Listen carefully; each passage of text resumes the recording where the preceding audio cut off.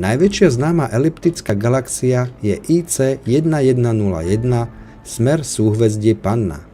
Jej priemer je 5,8 milióna svetelných rokov a je tak asi 50 krát väčšia ako naša vlastná galaxia Mliečna dráha. Najväčšia špirálová galaxia je pomenovaná ako NGC 6872 a má priemer 522 000 svetelných rokov.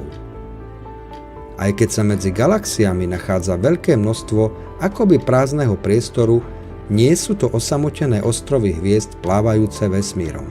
Práve naopak. Dnes už vieme, že spoluputujú v tzv. Zhlukoch galaxií alebo tiež kopách. Jedná sa o gravitačné zoskupenie stoviek až tisícov galaxií. Jedna z najväčších kôp galaxií sa nachádza od nás až vo vzdialenosti 8 miliárd svetelných rokov a vidíme ju teda tak, ako vyzerala pred 8 miliardami rokov.